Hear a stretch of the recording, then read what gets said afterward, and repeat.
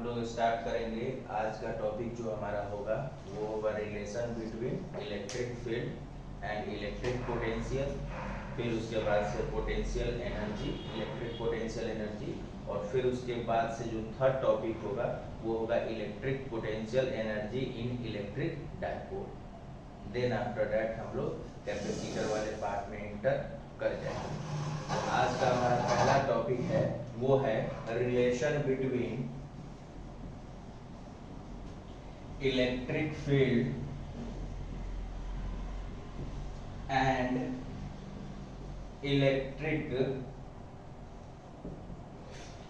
Potential. Relation between electric field and electric potential. उसके लिए सबसे पहले क्या करेंगे कि कंसीडर करिए एक ओ पॉइंट है जहां पे क्यू चार्ज को क्या किया गया है, रखा गया है। तो अब ये पॉजिटिव चार्ज है। ये कैसा चार्ज है? पॉजिटिव चार्ज है। तो पॉजिटिव चार्ज से जो इलेक्ट्रिक फील्ड का डायरेक्शन जो होता है वो अवे होता है। पॉजिटिव चार्ज से इलेक्ट्रिक फील्ड का डायरेक्शन जो होता है वो क्या होता है? अवे होता है। यानी कि जितने भी इलेक्ट्रिक फील्ड लाइंस हैं वो पॉजिटिव चार्ज से दूर के तरफ जाते हैं, यानी कि उससे निकल के उससे दूर जाता है। तो इलेक्ट्रिक फील्ड का डायरेक्शन क्या हो जाएगा? अवे हो जाएगा। हम दो पॉइंट इस लाइन पे कंसीडर कर रहे हैं, एक ए और दूसरा पॉइंट कंसीडर कर रहे हैं बी। अब इस पॉइंट चार्ज के वजह से इस इलेक्ट्रिक फील्ड में ए पे जो पोटेंशियल है उसको हमने भी मान लिया। क्या मान लिया? भी मान लिया, क्योंकि हमने लास्ट क्लास में पढ़ा है electric potential due two point charge के क्यू बाई आर से। तो अगर इस पॉजिटिव चार्ज के वजह से ए पॉइंट पे जो पोटेंशियल है उसको हमने क्या मान लिया? भी मान लिया। ओके, और इन दोनों के बीच का जो डिस्टेंस है वो dr मान लेते हैं। अब एक बात बताओ, जैसे जैसे इस चार्ज के नजदीक आते जाओगे, जैसे जैसे इस चार्ज के नियर बाई आते जाओगे, वैसे वैसे पोटेंशियल हमारा बढ़ते जाएगा। रीजन क्या है? क्योंकि V इज इक्वल टू हम लोगों ने पढ़ा है के क्यू बाई आर। तो जैसे जैसे ये घटेगा, डिक्रीज करेगा, ये R का वैल्यू डिक्रीज करेगा, वैसे वैसे पोटेंशियल का वैल्यू क्या होगा? इंक्रीज होगा, क्योंकि ये इनवर्सली प्रोपोर्शनल है। इस चीज को तुम जब घटाओगे तो ये चीज क्या होगा? अपने आप बढ़ते चला जाएगा। तो यहाँ का पोटेंशियल भी है, तो यहाँ से dr डिस्प्लेसमेंट पे यहाँ का जो पोटेंशियल है उसको हमने मान लिया v प्लस dv। क्लियर है? v प्लस क्या मान लिया? dv मान लिया। Okay, any problem? नो। अब एक बात बताइए, किसी भी टेस्ट चार्ज को इलेक्ट्रिक फील्ड में लाकर रखोगे तो इलेक्ट्रिक फील्ड उस पर क्या लगाता है? इलेक्ट्रिक फोर्स लगाता है। तो इलेक्ट्रिक फोर्स कितना लगेगा? लिखेंगे we know that electric force on a point charge, on a positive test charge q naught is F is equal to minus Q not into E. अब आप पूछोगे कि सर माइनस क्यों लगाया? माइनस नहीं लगाना चाहिए, लेकिन एक बात बताओ, इलेक्ट्रिक फील्ड हमारा है राइट डायरेक्शन। इलेक्ट्रिक फील्ड क्या है हमारा? राइट डायरेक्शन में, और हम जो टेस्ट चार्ज को मूव कराएंगे वो लेफ्ट डायरेक्शन में मूव कराएंगे। किधर मूव कराएंगे? लेफ्ट डायरेक्शन में। तो मोशन हो रहा है फोर्स के अपोजिट डायरेक्शन में, तो फोर्स क्या होगा? निगेटिव होगा। एक्सेलरेशन के अपोजिट डायरेक्शन में अगर फोर्स लगता है तो क्या होता है? निगेटिव होता है। तो F is equal to minus Q not into E. Any problem? अब एक बात बताइए, dW इज इक्वल टू क्या होता है? F डॉट dr होता है। आपने पढ़ा है फोर्स और डिस्प्लेसमेंट का डॉट प्रोडक्ट। तो हमने लिख लिया F की जगह पे minus Q not E into dr। Okay, clear है? यहां पर कोई दिक्कत? Minus Q not E into dr। अब एक बात बताइए, आपको चेंज इन पोटेंशियल डिफरेंस कितना आएगा? यहाँ पे यहाँ का पोटेंशियल कितना है? v प्लस dv है। यहाँ का पोटेंशियल कितना है? v प्लस dv है, और यहाँ का पोटेंशियल कितना है? v है। तो इन दोनों का डिफरेंस कितना आएगा? dv के बराबर आएगा। क्लियर है? अब एक बात बताइए, इससे पहले हम लोग ये भी पढ़े हैं dw is equal to Q not into dv। जानना चाहते हो क्यों?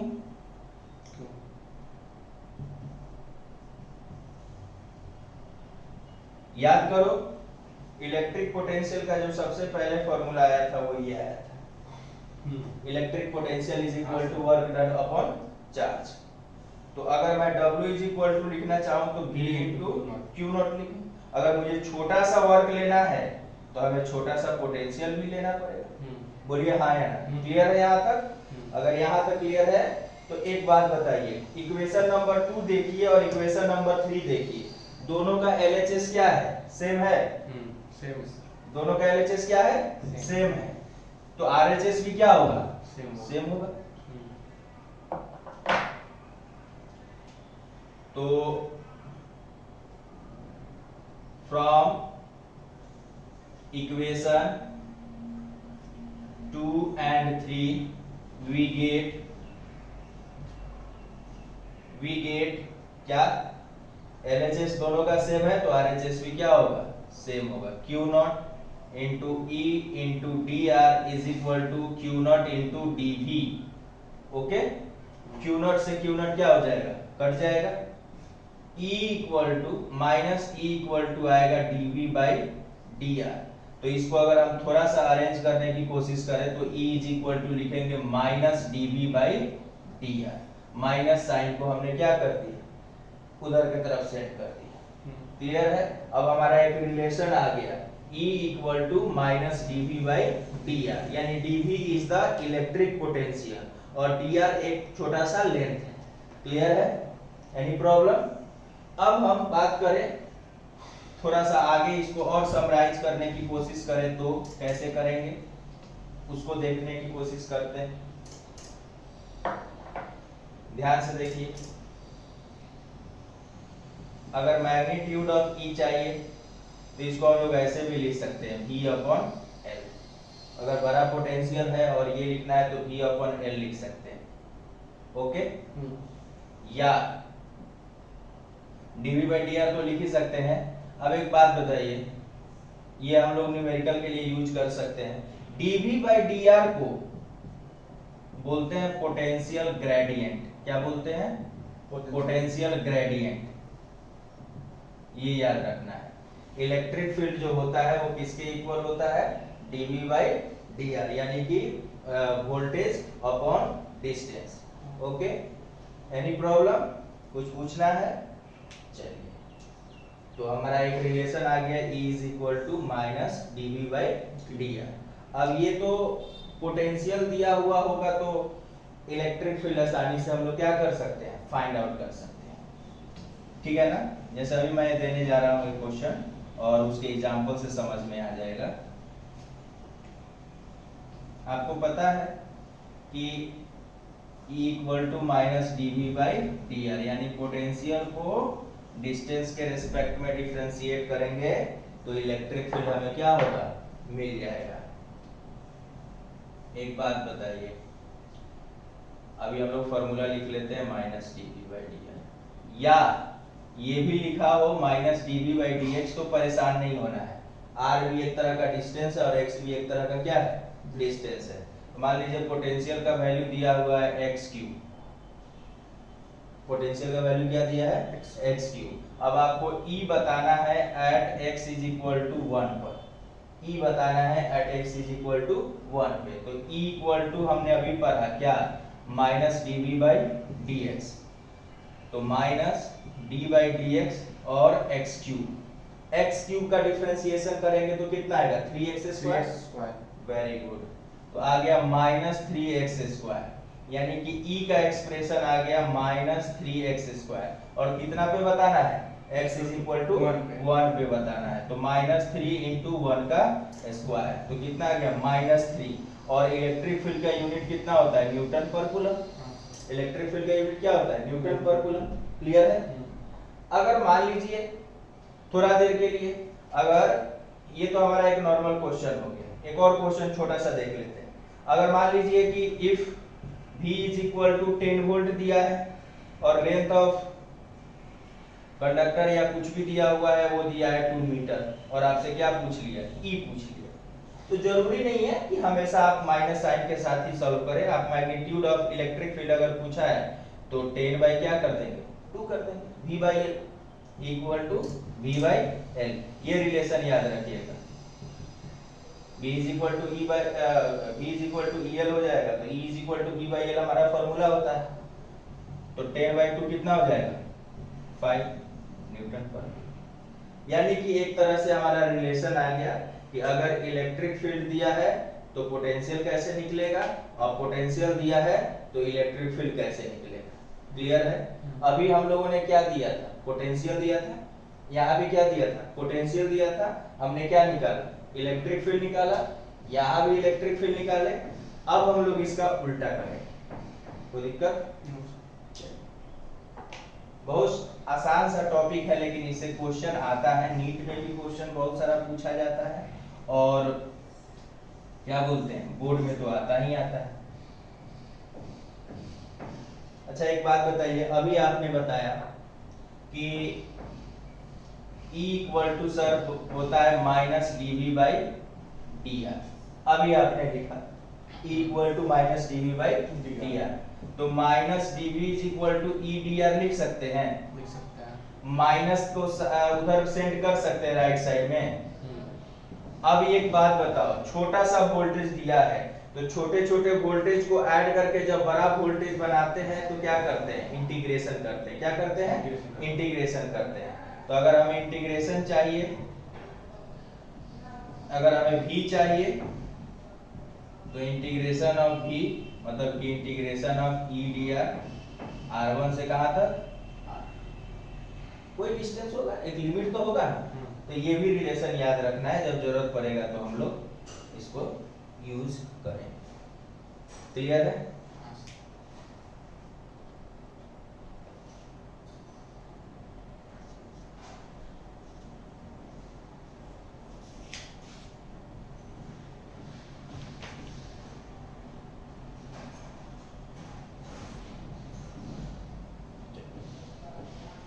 क्लियर है यहाँ तक।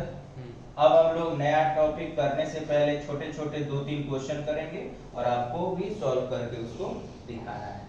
ओके, लिखिए question.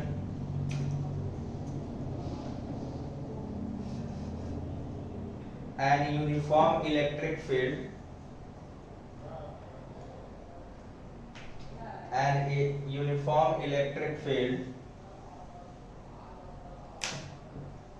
an uniform electric field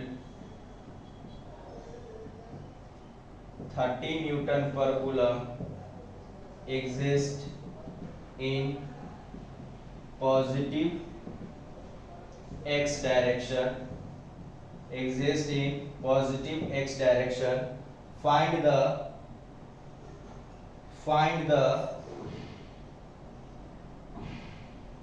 potential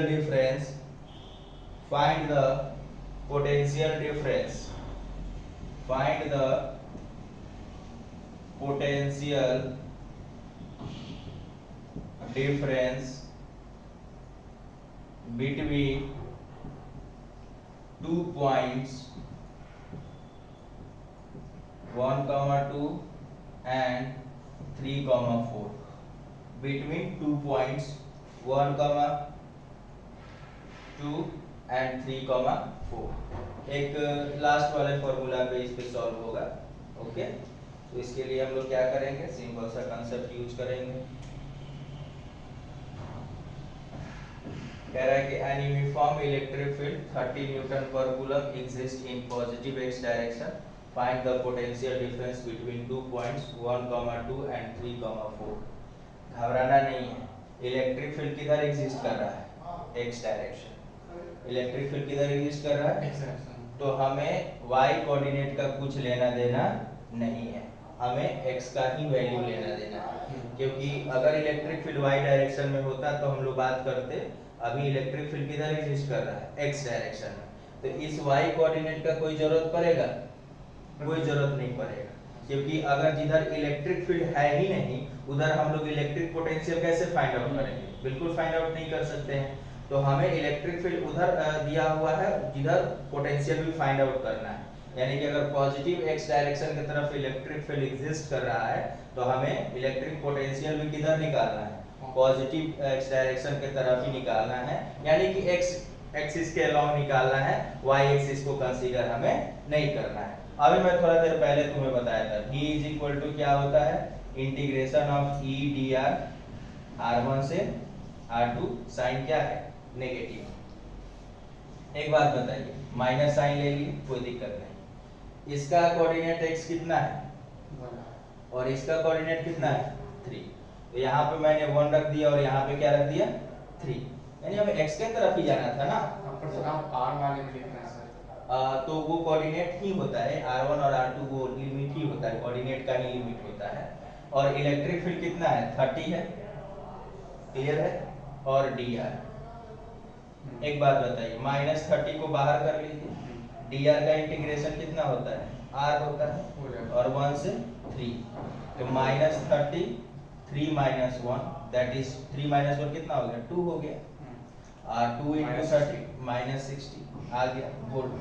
बोलिए हाँ या ना? यानी कि इन दो पॉइंट का पोटेंशियल डिफरेंस कितना आ गया? नेगेटिव में आया 60 वोल्ट। क्लियर है? अगर ऐसा कोऑर्डिनेट में दिया हुआ है तो आप आसानी से क्या कर सकते हैं? सॉल्व कर सकते हैं। Any problem? No.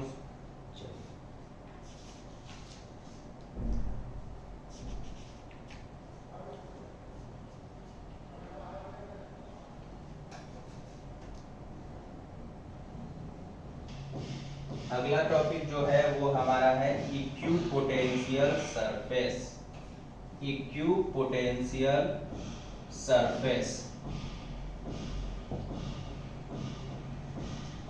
Equipotential surface. एक बात बताइए, ये नाम से ही क्लियर है, इक्यू मतलब इक्वल, प्लस पोटेंशियल सरफेस, यानी कि एक ऐसा सरफेस जिसके किसी भी पॉइंट पे चले जाओ पोटेंशियल हमेशा क्या रहेगा? सेम रहेगा। एक ऐसा सरफेस जिसके किसी भी पॉइंट पर चले जाओ पोटेंशियल हमेशा क्या रहेगा? सेम रहेगा। यानी कि अगर सपोज करो कि ये जो व्हाइट बोर्ड है वो इक्विपोटेंशियल सरफेस है, इसके किसी भी पॉइंट पे यहाँ यहाँ यहाँ यहाँ यहाँ यहाँ यहाँ कहीं भी चले जाओ सब जगह पोटेंशियल का वैल्यू क्या मिलेगा? सेम मिलेगा। तो इसको क्या बोला जाएगा? Equipotential surface. तो इसका सबसे पहले डेफिनेशन, फिर प्रॉपर्टीज, फिर डायग्राम वगैरह मेंशन करेंगे। बोर्ड के लिए बहुत इंपॉर्टेंट ये टॉपिक है, तो इसको ध्यान में रखना है। इक्विपोटेंशियल सरफेस मतलब एक ऐसा सरफेस जिसके किसी भी पॉइंट पे चले जाइए सब जगह सेम पोटेंशियल मिलेगा। तो लिखेंगे इक्विपोटेंशियल सरफेस में any surface that has same electric potential at everywhere is known as equipotential surface. Is known as equipotential surface. Any surface that has same electric potential at everywhere is known as equipotential surface. यानी कि suppose करो कि ये एक sphere है, ये क्या है? स्फीयर है। तो अगर ये इक्विपोटेंशियल सरफेस बना रहा है इट मींस कि इसके किसी भी पॉइंट पे यहाँ यहाँ यहाँ कहीं भी आप चले जाओ सब जगह पोटेंशियल क्या मिलेगा? इक्वल मिलेगा। अभी थोड़ा देर पहले हम लोग बात कर रहे थे तो उसी का यूज करके हम लोग प्रॉपर्टीज एक्सप्लेन करना शुरू करेंगे। इसका प्रॉपर्टीज, पहला properties, no work is done during moving a test charge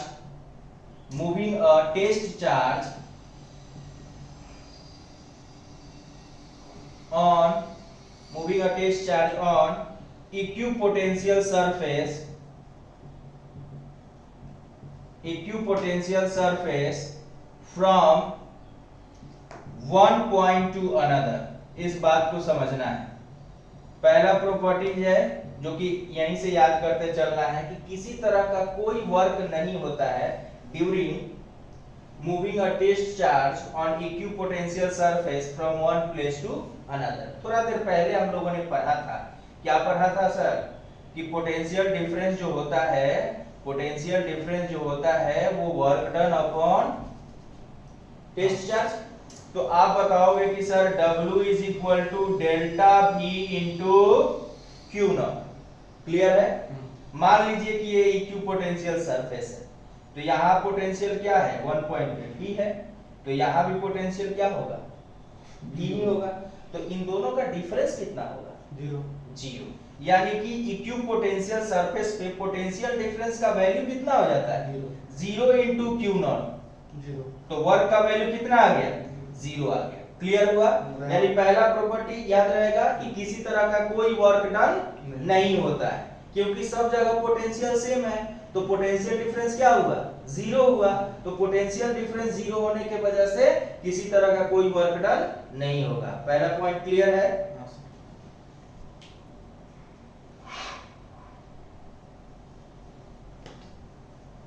अब हम लोग बात करेंगे सेकंड प्रॉपर्टीज की।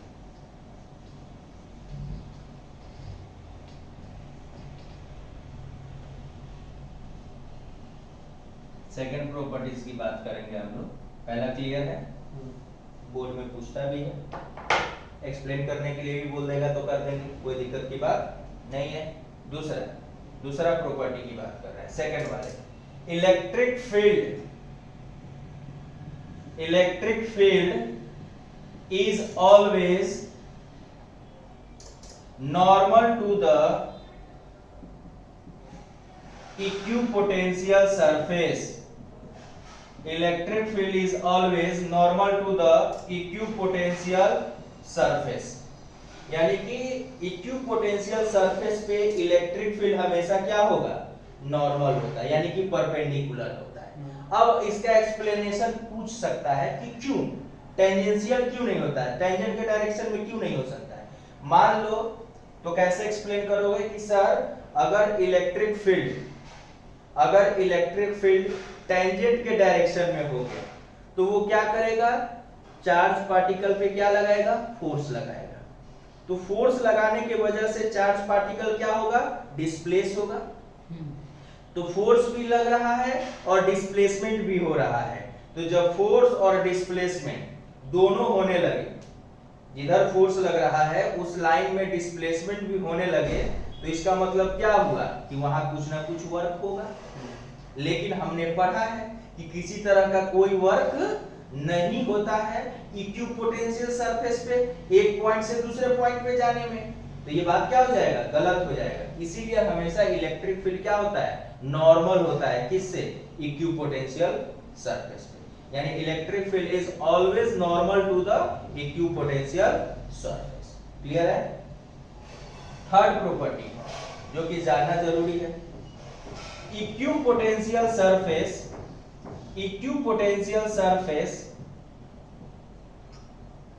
Are closer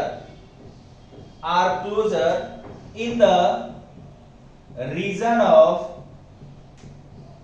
a strong electric field, in the region of a strong electric field। यानी बोला गया कि इक्विपोटेंशियल सरफेस होता है, सरफेसेस आर क्लोजर, सरफेसेस कर लेंगे, surfaces are closer in the region of a strong electric field. एक बात बताइएगा, ये हमारा पॉजिटिव चार्ज है और ये हमारा क्या है? Negative charge. क्लियर है? तो अगर मैं यहां पर इलेक्ट्रिक फील्ड की बात करूं इन दोनों के बीच में, तो इन दोनों के बीच में बात करेंगे तो दोनों के वजह से जो इलेक्ट्रिक फील्ड का डायरेक्शन होगा वो सेम होगा। क्यों? क्योंकि बोलोगे कि सर पॉजिटिव चार्ज से इलेक्ट्रिक फील्ड दूर जाता है, पॉजिटिव चार्ज से इलेक्ट्रिक फील्ड क्या होता है? दूर जाता है और नेगेटिव चार्ज के तरफ आता है, यानी कि दोनों डायरेक्शन क्या हो गए? सेम हो गए। तो दोनों को ऐड करोगे, सेम डायरेक्शन में होने की वजह से क्या करोगे? ऐड करोगे। तो यानी कि इन दोनों के बीच में ना इलेक्ट्रिक फील्ड का स्ट्रेंथ ज्यादा होगा। इन दोनों के बीच में इलेक्ट्रिक फील्ड का स्ट्रेंथ क्या होगा? ज्यादा होगा। तो अगर हम इक्विपोटेंशियल सरफेस बनाने की कोशिश करें तो यहां पे क्लोज क्लोज होगा। बात समझ में आ रही है ना? देखो इस रीजन में क्या है? इस रीजन में इलेक्ट्रिक फील्ड का वैल्यू क्या है? ज्यादा है। तो ज्यादा होने की वजह से इक्विपोटेंशियल सरफेस क्लोज में है as comparison to this. Clear है ना? अगर इसकी भी बात करें तो स्ट्रॉन्ग रीजन में इलेक्ट्रिक पोटेंशियल एक दूसरे के क्लोज होता है। यहाँ क्लोज है लेकिन ये दूर जाएगा। फिर अगर यहाँ बनाया जाए तो ये भी दूर जाएगा। लेकिन ये देख रहे हो, इन तीनों का डिफरेंस देखो और इन तीनों का डिफरेंस देखो, किसमें कम है? इधर वाले में। यानी कि अभी आपने देखा कि इलेक्ट्रिक फील्ड का इधर क्या होता है? स्ट्रेंथ ज्यादा होता है। बोलो हाँ या ना? इन दोनों के बीच में इलेक्ट्रिक फील्ड का स्ट्रेंथ क्या होता है? ज्यादा होता है। तो यहाँ पे इक्विपोटेंशियल सरफेस एक दूसरे के क्या रहेगा? क्लोज रहेगा। और जहां पे इलेक्ट्रिक फील्ड का वैल्यू क्या हो गया? कम हो गया, वहां पे इक्विपोटेंशियल सरफेस एक दूसरे से दूर दूर पे है। अब हमारा प्रॉपर्टीज नंबर 4। पहला क्या था कि no work is done during a moving a charge from one place to another on equipotencial surface। यानी कि इक्विपोटेंशियल सरफेस पे जब एक पॉइंट से दूसरे पॉइंट पर आप जाते हो तो किसी तरह का कोई वर्क नहीं होता है।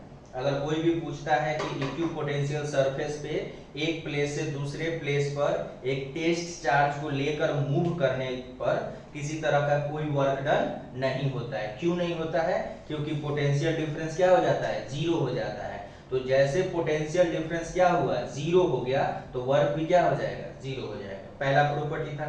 दूसरा था कि electric field is always normal to the equipotential surface. यानी कि जो इलेक्ट्रिक फील्ड लाइंस जो होगा वो हमेशा परपेंडिकुलर होगा। किस पे? इक्विपोटेंशियल सरफेस पे।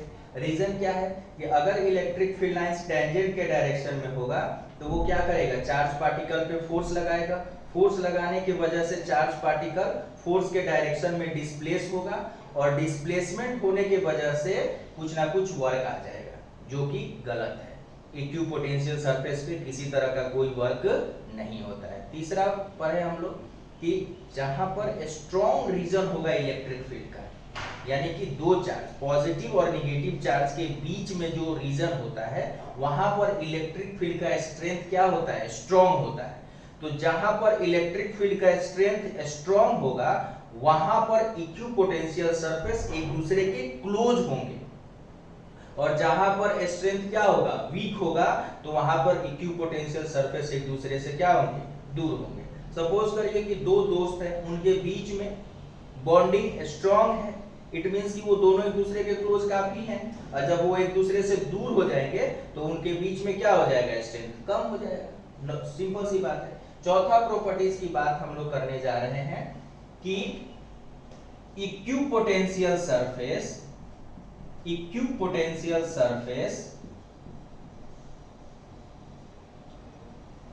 Cannot intersect each other.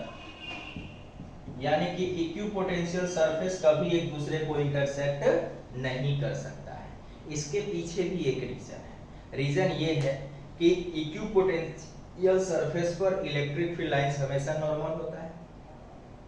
मान लीजिए कि दो इक्विपोटेंशियल सरफेस है, अगर दोनों एक दूसरे को इंटरसेक्ट किया, इट मींस कि इलेक्ट्रिक फील्ड लाइंस भी एक दूसरे को क्या करेगा? इंटरसेक्ट करेगा, जो कि पॉसिबल नहीं है। फर्स्ट चैप्टर में हम लोगों ने पढ़ा था कि electric field lines never intersect each other, यानी दो या दो से ज्यादा इलेक्ट्रिक फील्ड लाइन कभी एक दूसरे को इंटरसेक्ट नहीं कर सकता है।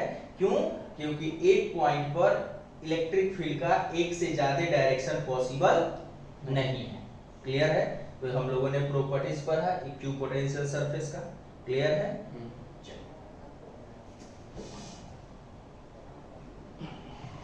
अभी हम लोग स्टार्ट करने जा रहे हैं electric potential energy. Electric potential energy simple सा टॉपिक है, पढ़ना है। आप पढ़े भी हैं, इलेक्ट्रिक पोटेंशियल एनर्जी दो चार्ज के बीच में होता है K Q1 Q2 by R। हमें यही प्रूफ करना है, U is equal to K Q1 Q2 by R। तो लिखेंगे the electric potential energy of a system is defined as the amount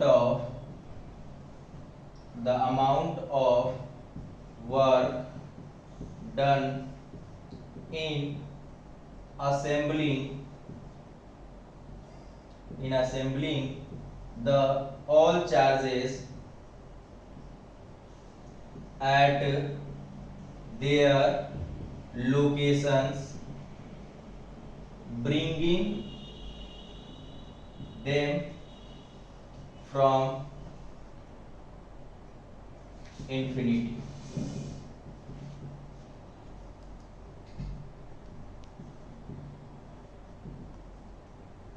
Bringing them from infinity। Okay, यानी कि सारे charges infinity पे हैं। तीन चार्ज है सपोज करो, हमको एक ए पॉइंट है, एक बी है और एक सी। ए है, बी है और सी है। तीन चार्ज है इंफिनिटी पे, Q1 Q2 और Q3। सपोज करो तीन चार्ज है Q1 Q2 Q3, कहाँ रखा गया है? इंफिनिटी पे रखा गया है। उनका एक्चुअल लोकेशन कहाँ है? ए बी और सी। उनका एक्चुअल लोकेशन ये है, ए बी और सी।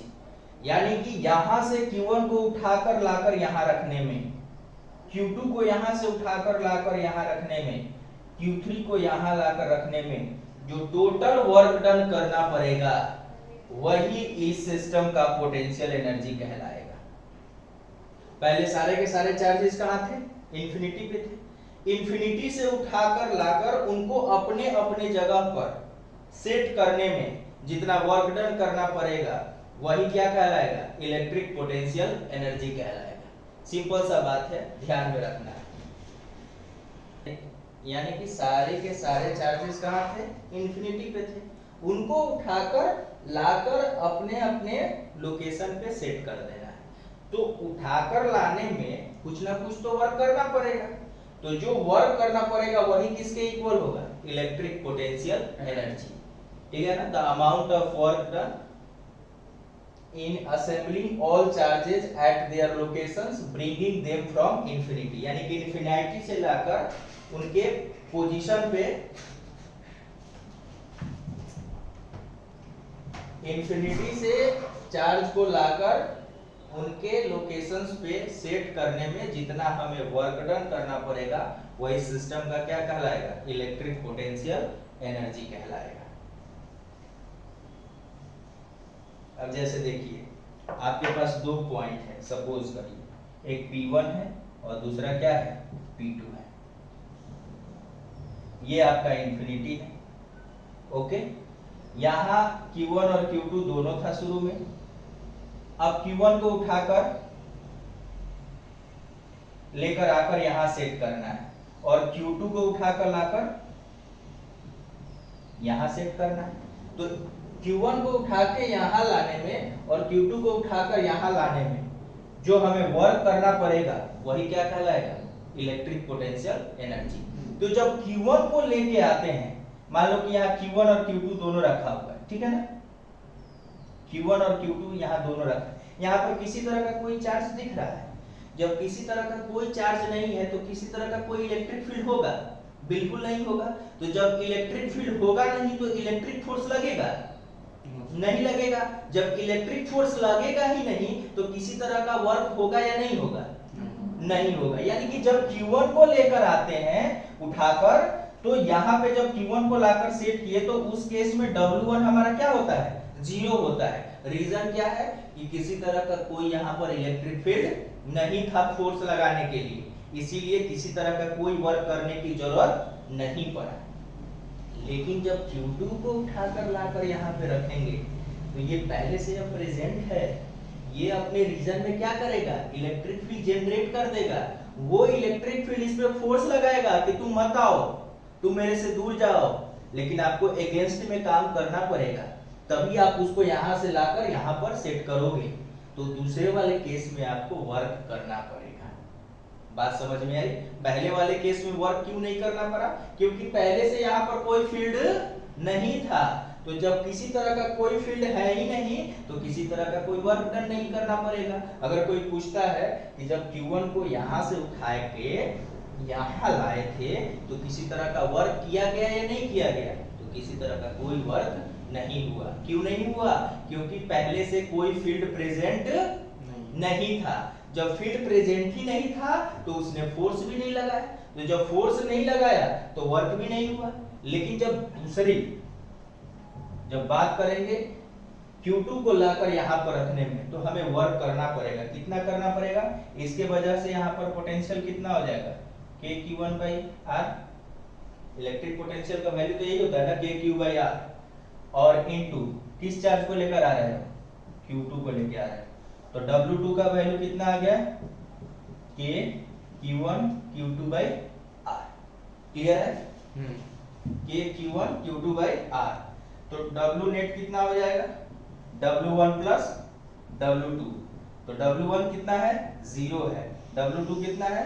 KQ1/Q2/R के इक्वल है। तो हमें पोटेंशियल एनर्जी कितना होता है?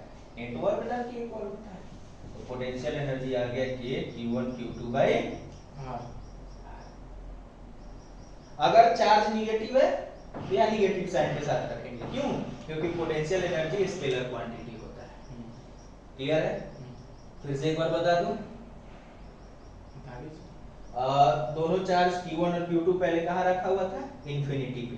करना क्या है हमें? उनको इंफिनिटी से उठा के P1 और P2 पर लाकर सेट करना है।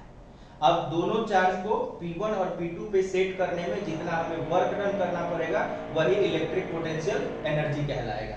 तो ध्यान से सुनिए, यहां से Q1 को उठाए और लाए कहां पे? P1 पे। यहां से Q2 को उठाएंगे और लाएंगे कहां पे? P2 पे। यानी कि इन दोनों के बीच में जो हमें वर्क करना पड़ा, दोनों को लाकर यहां सेट करने में जो वर्क करना पड़ा वही क्या कहलाएगा? Potential energy. क्लियर है? कोई दिक्कत?